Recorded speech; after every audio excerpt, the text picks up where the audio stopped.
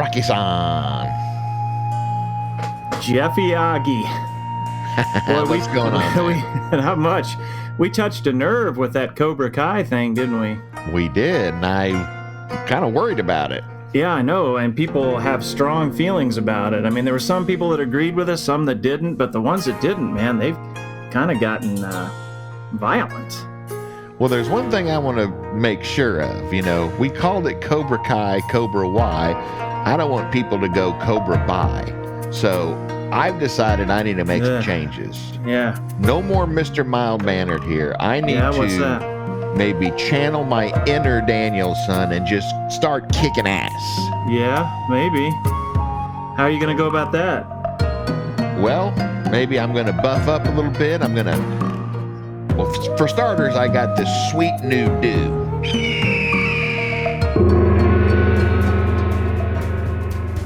Turn that radio dial. What you talking about, Wood? It's time for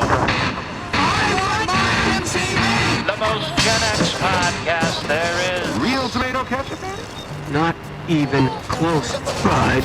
You found it. Never been so happy in my whole life. It's just Jeff and the dazzlingly uncool.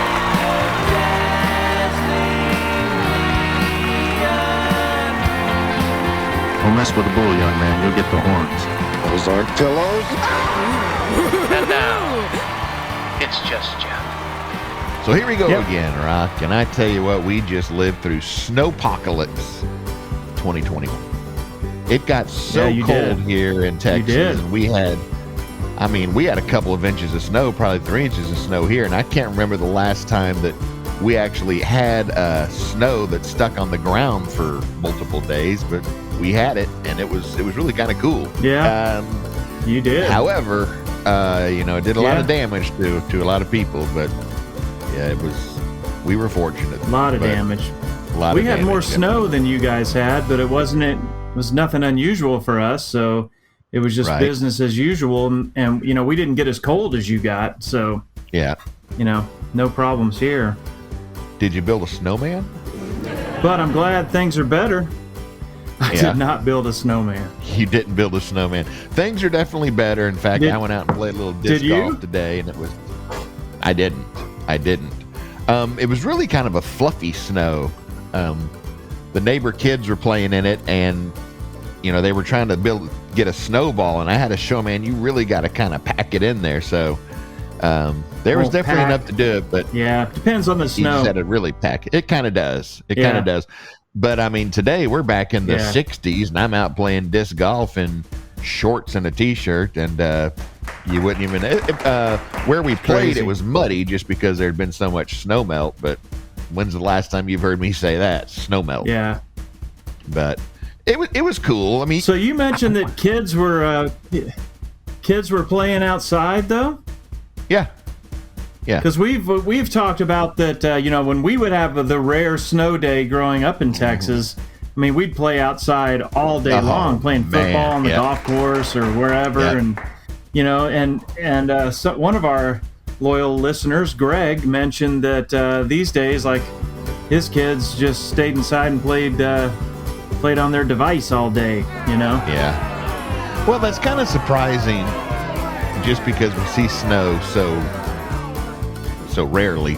That I would think that he would at least, the kids would have come outside and played. But they were definitely playing here. But I know we didn't. We took full advantage of any snow we got growing up, for sure. We did, and it would stay around for like one day, at the most. Yeah, at the most. Yeah, and we would play football on the golf course, and I think we even talked about it one time that we group of us, we were playing, and you got in here trouble. Comes the Club Pro. We got in trouble. I don't know. I still don't understand how the Club Pro, picked me out of the crowd. I mean, I didn't spend that much time at the club at this age. But Waldy was also one of them, and we got like banned from the club for like a week or something like that, or I don't know how long it was. But Waldy was on the golf team, so it really affected him. And I want to say. Yeah, I want to say there might have been a couple of other people that got in trouble too, but it was a lot of fun. It was that were on the golf team. The snow. Yeah, it was worth it. You know, do you ever think about like how did you get the word out that there was going to be a big football game on the golf course? Because that's another thing that our friend Greg brought up, is that something that would be interesting to talk about on this podcast would be the difference in communication between kids today, where everything's on your device. You immediately can text, immediately see if somebody read it, expect an answer right away. But back then, I mean, communication was very different. Yeah, somebody made a call, and then they called a couple of people, and they called a couple of people, and then we all just ended up there. I don't even remember how it happened.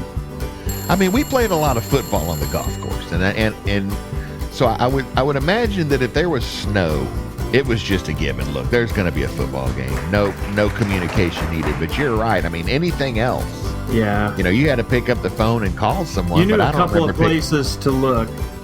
Yeah. Yep. And word would just kind of get out. And just think how different it is. It would get out, and sometimes I don't know how it really spread, you know, or I don't know how, like, we've talked before how Mom would always know what we were up to just because it's like she had eyes all over the neighborhood or something like that, and how all that information got relayed back, and how we would be able to survive today. Yeah. Like, or not today, but if we had today's technology when we were growing up, it would have been hard to get away with stuff. You know, so take dating, for example, right? So you and I have been married 30 plus years, and I know a lot of people question the fact that you and I got married and that we've been together for 30 years. Not to each other. Wait, that's what? right, yeah. Okay. Yeah, it's a beautiful love story. It's a beautiful love story. Brother meets brother. But anyway, so could you even imagine being back in the dating pool? No. I mean, it is so much different. You know, even, I mean, how do you, even the courtship, you know, the trying to impress the girl, you know, when we were in grade school, you know, we didn't have the communication like we do today. You had to write notes, and you had to tell a friend, hey, will you go tell like Jennifer that I think she's kind of cute? And you'll know by the end of lunch whether or not, like her. You know, you and Jennifer have a chance to maybe go together, right? You had to work for it. Go together. And you had to work for it. I mean, it was not a swipe to the right or a swipe to the left, right? It was a note that you folded a particular way that had a little tab that you kind of pull it and open it up, and right. Yeah, it wasn't swipe right, swipe left. It was circle yes or circle no. That's right. And you had done some intel before, like somebody had come up and told you, hey, I heard that so-and-so kind of likes you. Like, really?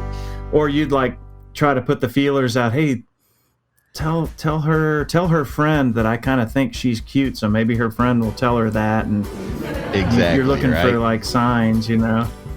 And then, I remember writing one of those notes before going to bed, you know, and like all night long just dreaming about, oh gosh, how am I going to give this note to this girl to ask her to go with me, right? Right. And you're just thinking all night, like, oh, what if she says no? What if she says yes? What do I do then, you know? And it was just a big production. And, you know, you didn't give the note right to them. You sent it through channels, right? And then you waited to kind of hear it through the channels. And in my case, it was a no, the one that I'm thinking of. The one that you're thinking, okay, you got the one that I stayed up all night, like I couldn't sleep, you know. I'm just imagining all these different scenarios of like, she said yes, she said no, and she said no. So then you couldn't sleep that night either. No, I haven't slept much heartbroken. since. Haven't slept much since. You know, or the teacher would catch you passing notes in class, and you know, they'd always threaten to read One of the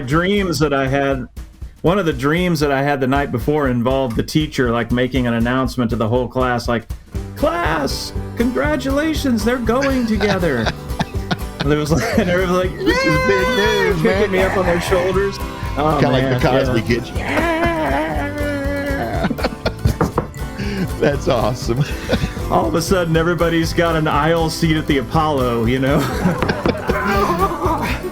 And the next thing you know, you get the no, and the teacher's like, I'm so sorry. And, then it became a big to-do like that. So also, you get these kids nowadays, I guess they would just, I'm sure there's an app on their phone and they can type stuff in and hit a button and it'll say, you're going to be a millionaire, blah, blah, blah, blah, blah. Do you remember a game called MASH? You would type MASH. Wasn't it that little thing? No, it's not that. Oh, that's and right. So it was like marriage, mansion. No, it was mansion, apartment, shack, or house. Oh. So that was the given. And then you'd give like 4 girls' names. You'd give like 4 cars. Oh, yeah. And 4 types of jobs. And then you would do like a circle, and they'd say stop. And so then you would count the number of spirals, and then you would just start going. So by the end of it, you would be like, you're going to live in an apartment with Michelle, you're a veterinarian, and you drive a BMW. And I'm like, oh, that's so awesome. Will you tell Michelle? Because I'm really kind of hoping, she'll buy into this too. No, Michelle's going to be living in a shack with Jimmy, who's a doctor making millions, and I don't know why they decided to buy a shack, but you remember that game? It was just so fun. So, yeah, I do, and I wonder, was that like a game around the country, or, it was certainly a game in Conroe, Texas, where we grew up, but I think I'd be willing to bet played that. It. Yes, I would think people played it, or a form of. I think a lot of people would remember that. Now, it's not like so me and my buddies sat around and did it. No, you just always hope that like one of the girls in your class would say, "Here, let's do." Picked you to do it, right? Like, and then how did a game like that? Yeah, how did a game like that back in the 70s and early 80s become well known? If it was kind of all across the country, it just had to spread from like people telling their kids about it or whatever. But how did it spread without the internet? But I didn't know anyone smart enough to make it up, And no, I wonder if it was in Dynamite magazine or something like that. Been. Or Tiger Beat. I guarantee you. I can almost guarantee you that everyone had some form of that, and then if the girl that you kind of liked was doing it for you, and it's like, okay, name 3 girls, you'd be like, Jenny, Stacy, Melanie, and you. I can't think of a 4th. I don't know. You. I can't think of a 4th. Yeah. And then what about those little things they would fold up, and it's like you'd tell them to stop, and it would be like 3, and you'd open it up, and then they'd do it. What were those things? It was like a Pac-Man or something. It was like an origami fortune teller or something like that. Yeah. And they would say, give me a number, 6. 1, 2, 3, 4, 5, 6. A letter or a color, red. So they'd open up I want to look that up again and try to make one of those. It was serious. I wonder if there's an app that does that. There should be. Well, if I can find a way to do it, let's just say that you may be seeing it later. That's all I'm going to say. So, all right. I look forward to that. Well, the other thing that like now, so I think you and I have talked about this before, but I think back on like some information that made its way to us that I'm like, how did we ever find that out? And one of the prime examples that we've talked about, and I don't know, I think we've mentioned it briefly on the podcast, and I don't know if people will remember it, but in the early days of cable television, the generation of TVs, like the first remote control, they didn't have dials. They had like buttons, that if you could go up and manually push 1, 2, 3, 4, 5, 6, pick your channel, but it was also a remote control. But somehow the word got out that if you pushed 3, 6, and 1 simultaneously, you would get Showtime. Like it would tune to a different channel. You remember that? I remember. Am I making that up? No, you're not making it up. And I don't know if word got... because everybody had different TVs. In fact, the TV you're talking about, our buttons were kind of on the side. It was like 1, 2, 3. And the only thing I can think of is, you and myself and Toby wanted to watch 3 different shows, and we all made a run and try to hit the button at the same time. It's like, wait, is that a boob? I don't know how we figured it out, right? No, but we would tape numbers down and watch MTV. I mean, who figured that out? And then how did that get spread around? How did we hear about it? I don't know. You know, I think about like, you know, a little bit after our time, kind of Toby's time, you know, when gaming was getting more complex, right? You'd buy magazines and find cheat codes and stuff, right? But you had to like buy a magazine, or one of your friends had to buy a magazine and write it down and give to you. It wasn't like you could just Google like what's the cheat code for this game, you know. It was slow. It was snail mail pace, you know. But the word got around, and you knew about it. I just don't know if there was a word that got around. I bet people will say the same There's people no way that we remember the MASH game. I don't know. The same people that remembered the MASH game are probably going to be going, I don't remember this multiple channel touching remote control thing. I just think we found it was real. And I don't know if we just discovered it. I don't know. How would we have? Yeah, we obviously didn't have cable if we were only getting like channels 2 through 13, you know, that were on your dial, on your push buttons over here. No, that was like the basic cable. Yeah, you had cable, but basic cable. We didn't have the box, right? We didn't have the box that gave us Showtime and stuff. But there were codes, and I remember before we had the TV that had the buttons to push, when we had one that had a dial, it seemed like you could go to UHF and like fine tune in between channels and pick up some other channels that you didn't pay for. This was all you could before use a little fine tune knob and pull something up.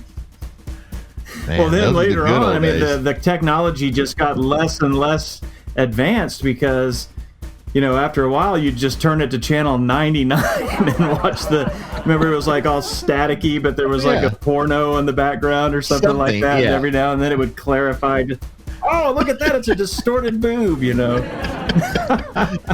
I remember when this was, I mean, I was much older. I had Taylor, and I think Nathan was almost born. This doesn't have to do with watching channel 99 or anything like that, but by now I was out in my backyard, and like the cable guy came around, and like the box that served my house and like the 4 houses around me was in my backyard.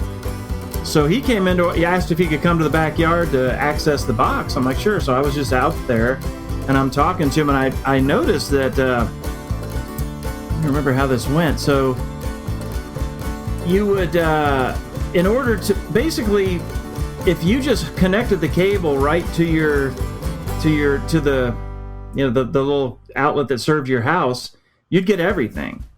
So they had these little scramblers that they would put in between. Like they'd screw the scrambler on and then screw it in, and then they'd lock that box, right? So I think one of my neighbors had changed their package, so he came and changed their scrambler, right? And I'm talking to him, and he's like, oh yeah, this is a scrambler. You know, it just limits the number of channels you get. And I'm like, huh. Well, he left the box unlocked. And I was like, is this like my test of like, am I going to be scrupulous here? Because I just kept thinking, so if I just went out there and just unscrewed my scrambler and put it in, I'd get every cable channel. Channel 99 would have been clear as a bell. It would have been clear. No, but I would have gotten Cinemax and Showtime and whatever else. But I mean, you sure the guy didn't wink at you when he left? Like, hey, buddy, listen, I got you set up, but I can't do it, but you can do it. He might have. I always wondered that, but I was tempted, man. I would go out there and just like, God, that would be so easy. But I never did it. You know, cable installers back in those days. I'm not trying to be like Mr. Goody Two-Shoes. I did plenty of other things. Cable guys back in those days, I mean, they were like, they held the information. And did hold the information. You know, we can give you the break. We can give you the breaker code or whatever, you know. That's right. I mean, they probably made some side hustles, you know. Sure, they would have been pretty good. That would have been pretty good to do. So, okay, so recently, do you remember when we first got cable upstairs? I don't know if like it just was in my room, but we ran it all the way to Toby's room and then to your room or from your room or whatever. Yeah. Well, when we went and visited our neighborhood the other day on our little reminiscing tour, I think those cables were still there. I'm sure they're running them differently now, but I don't think anyone took those cables off. Yeah. Hold on one second here. My battery's running low. Gotta plug this in. That should work. Yeah, since plug that sucker in. Yeah, since but we just lost ran power them and stuff, through the window, and I didn't want it. Oh yeah. Yeah, it was definitely those were life hacks. Yeah, those were life hacks, and those were, I guess life hacks back in the day. It was illegal. I don't know. Yeah, right. It yeah, it was good times, man. Good times. Well, I'd like to elicit some responses from our listeners / viewers to either respond directly on the YouTube page or to our Facebook page, but tell us things you remember about how you communicated with your friends back in the day, and how did we get by? How did information travel around so freely without all of the things that we just sort of take for granted today, the internet and FaceTime and instant messaging and all that kind of stuff? What I really want to hear is how many of them we did make it work, but I want to hear how many people had that game I talked about, that MASH game, and they're either going to go, well, oh my gosh, I remember that so much, or they're going to say like, oh, we had something very much like that, but it was like this, or they're going to be like, you guys were lonely. So, I don't know which it's going to be, but I'd love to hear what everyone's games that told you your future. That's right. Are going to be, So you all have an assignment, right? So yeah. So maybe we should put out some sort of survey out there and just have them circle yes or no. It worked in the past. Would be good. Or just give us a number and we'll flip that thing back and forth. Exactly. We'll let you know. I don't know how to set up a survey. Stay tuned. It's time for closing thoughts with Jeff. And now, here's Jeff. Everyone passed love notes in class, but sometimes being the middleman was not fun. You might get caught handing the note to someone for someone. I once had to stay after class for this very reason and had to read the note out loud to my teacher. Normally, Joey, I think you're cute, would be one to laugh about. But seeing how this was an all-boys Catholic school, she assumed I wrote that note. Acting quickly, I made sure she didn't get the wrong idea and I tried to kiss her. Turns out, Sister Mary Margaret did not appreciate it. Again, Catholic school. Hey, but what about these? Fortune tellers. Since these were always accurate, I thought it would be fun to get my teenage neighbor to make me one and see how it works. So following her instructions, let's see my results. Okay, choose a color. I'll choose green. Green. Now it says choose a number. I'll choose 5. 1, 2, 3, 4, 5. Open it up. She said choose one more number, and under that number will be my results. I'm going to choose number 7. You should probably wrap this bit up. Well, until next time, fate has spoken.